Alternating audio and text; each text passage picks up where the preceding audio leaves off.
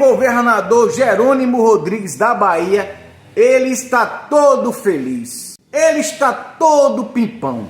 Isso porque o IDEB, que é o Índice de Desenvolvimento Básico da Educação da Bahia, ele teve um aumento considerável. E isso foi caso de muita comemoração. A educação na Bahia está uma maravilha, ela está voando. O que ele não esperava era que aparecesse uma baiana arretada e desmascarasse o governador. Ela explica como funciona a avaliação do IDEB. Ela diz que cresceu sim. Ela fala que a aprovação está nas alturas, está uma maravilha sim. Mas tem um detalhe que ele escondeu. Hoje na Bahia é proibido repetir o aluno. É um absurdo. Por três avaliações seguidas, o IDEB, que é aquele indicador de avaliação do desenvolvimento da educação brasileira, a Bahia se destaca. Olha, eu sou professora do estado da Bahia há 25 anos e me sinto na obrigação de vir aqui fazer alguns esclarecimentos acerca do que esse homem aí está falando. Primeiro, a Bahia subiu, o índice melhorou na educação, segundo o índice do IDEB. Povo, você sabe como é que o IDEB avalia a educação? Vamos lá. Entre outros critérios, ela avalia que uma educação está boa de acordo com o grau de aprovação. Por quê? Porque ela conclui o seguinte: se o cidadão está sendo aprovado, significa que ele está aprendendo. Correto? Não. Errado. Por quê, Rubina?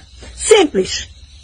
Porque existe uma ordem vinda de cima da Secretaria de Educação que diz o seguinte: não reprova ninguém. Independente de qualquer coisa, não reprova ninguém. Ô, Rubina, então a gente tem aluno que não frequenta, cheio de falta, sendo aprovado? Sim. Aluno que perdeu em 4, 5, 6 disciplinas está sendo aprovado? Sim. E não somos nós que estamos aprovando, não. A ordem vem de cima. Professores reprovam. No final do ano, a gente se reúne no conselho de classe e coletivamente a reprovação é endossada. E quando a gente sai de férias e volta para a escola, está lá um indivíduo que filou, que não frequentou, que foi displicente, que não fez nenhum exercício, que perdeu, não aprendeu nada. Está ele lá contemplado pelo governo do estado com a aprovação. É por isso que o IDEB está subindo na Bahia, porque agora existe formalmente a ordem do não reprova ninguém.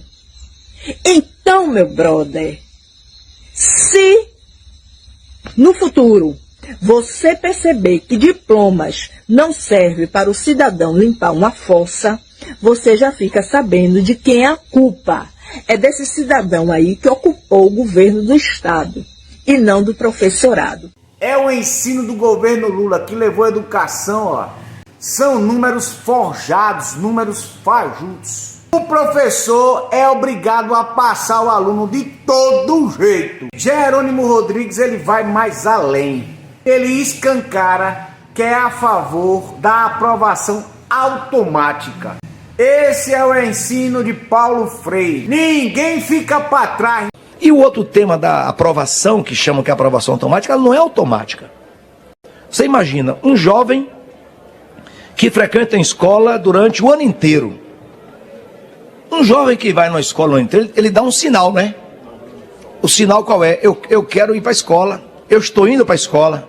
É um sinal, a escola tem que ver aqueles, olha, mas aquele jovem perdeu na disciplina de História e Geografia. 2 histórias, digamos sejam 2 ou matemática. O que é que nós estamos propondo com a portaria, Mário? É dizer assim: vem cá, meu filho, você ficou 1 ano aqui. Eu vou te fazer repetir mais 1 ano, ouvir tudo de novo. Quem é que aguenta? Pois bem, sente aqui, eu vou te progredir, tu vai para a série seguinte, mas tu tá me devendo aqui. Ó. Eu vou te ajudar a compreender a história ou a geografia que você não conseguiu fazer. Se você não lograr êxito, você vai ter que voltar. Então não se trata, não se pode, a escola não pode ser irresponsável ao ponto de ficar esse modelo de prova é um negócio ridículo. A prova como é aplicada, não é que a prova é ruim não, a forma como é aplicada, Mário. Olha, no dia de prova, no dia seguinte, na noite, a gente quase que não dormia. Tinha gente que dava problema de dor de barriga. Como é que pode a escola deixar você uma noite sem dormir porque o professor é carrasco, o professor fica parecendo que é aquela coisa do castigo. O dia da prova tem que ser um dia de dizer, olha, essa avaliação aqui é para eu saber como é que você está, para eu poder consertar a escola, o jeito de ensinar. É essa pedagogia posta da escola que a gente quer. Não é à toa que o QI da população brasileira, ela só tem caído. Diga aí. Qual é o piso dos professores no estado, governador? Me permita, me recorde aí. Com esse aumento. Me dê um minutinho, Fabiana, enquanto eu só atualizo para dar um valor exato. Te digo. E descobriu aí qual é o piso, governador? Te falaram qual é, não? Pra gente saber? Já falaram? Oi? Eu pedi a você um minuto. O cara defende a aprovação automática. Vai chegar um tempo que você não precisa nem ir à escola. Absurdo total. Oi, eu sou a Prof. Lore e fui demitida porque não aceitei seguir um planejamento único para todos os professores de todas as turmas do primeiro ano, sem considerar o nível de aprendizagem de cada aluno. Era proposto que os planejamentos fossem iguais, com as mesmas atividades para todos, pois eram preparatórias para as avaliações do IDEB, e não para fazer o aluno avançar em seu aprendizado. Sempre acreditei que cada criança tem seu próprio ritmo e merece atividades adaptadas às suas necessidades, já que numa turma existem crianças em vários níveis de aprendizagem. E a escola não aceitou isso quando eu disse que eu não iria fazer igual, que eu mesma iria fazer o meu planejamento e minhas atividades de acordo com os níveis dos meus alunos, mesmo sendo de acordo com as bases curriculares da escola. Eles entenderam isso como desacato e insubordinação. Dentro das escolas, só se fala em prova do IDEB, só se fala em avaliações. O que importa para eles são os números. Mas ninguém realmente se preocupa com as crianças. Quando decidiram me dispensar, ninguém pensou no impacto que essa separação teria nas crianças, e muito menos nos resultados que eu estava trazendo para elas. A injustiça pode até ter me tirado da escola, mas nunca vai tirar o meu propósito de continuar fazendo uma educação de qualidade, vivendo a minha missão. E digo mais, jamais vão me calar. O senador e relator Marcelo Castro, ele rejeita o voto impresso auditável. Ele falou que é muito oneroso e complementou dizendo que é um retrocesso, que o sistema é inviolável. Ele é muito parecido com o sistema do Banco Central, onde um hacker entrou e simplesmente ele fez desaparecer em poucos segundos R$1 bilhão dos cofres públicos. Esse é o mesmo sistema das caixinhas mágicas. O senador Marcelo Castro, relator do projeto do novo Código Eleitoral, rejeitou a inclusão de emendas propostas por senadores da oposição que defendiam a obrigatoriedade da impressão do voto nas urnas eletrônicas, o voto impresso auditável. A proposta deve ser analisada amanhã na CCJ do Senado Federal e a Thaisa Medeiros traz as informações. Thaisa, claro, é uma comprovação, uma a mais da segurança das urnas eletrônicas, que já são seguras. A Polícia Federal nunca achou nenhum problema nas urnas eletrônicas. O problema é que o voto impresso auditável custa um dinheirão para o contribuinte, porque aumenta muito o custo da eleição. Ele falou que as caixinhas mágicas dão muita manutenção e a logística é inviável. Exatamente, Uribe. Esse foi um dos argumentos trazidos pelo senador Marcelo Castro para justificar essa rejeição dessas duas emendas apresentadas pela oposição que obrigavam aí o uso do voto impresso auditável nas urnas eletrônicas. Então, o senador divulgou na noite de ontem um novo relatório rejeitando essas emendas e trazendo alguns argumentos para justificar essa rejeição. Ele disse que retomar esse debate sobre o voto voto impresso é um retrocesso, e aí citou as emendas dos senadores Isalci Lucas, Esperidião Amin e Eduardo Girão, todas elas nesse mesmo sentido de pedir pelo voto impresso. Como justificativa, ele trouxe a questão da segurança das urnas, comprovada desde 1996, e também justificou os altos custos que seriam necessários para implantar as impressoras nas urnas eletrônicas, fora que são aparelhos que por vezes dão muita necessidade de manutenção, o que poderia tornar ainda mais oneroso esse processo e também não é viável logisticamente. Foram esses os argumentos, resumidamente, que o senador trouxe, e a proposta vai ser votada amanhã, então, na CCJ. Volto com vocês. Mas eu pergunto, qual é o preço da transparência? Donald Trump já falou, eleição sem Bolsonaro é uma negação à democracia. Ele não falou essas palavras, até porque são palavras de Bolsonaro.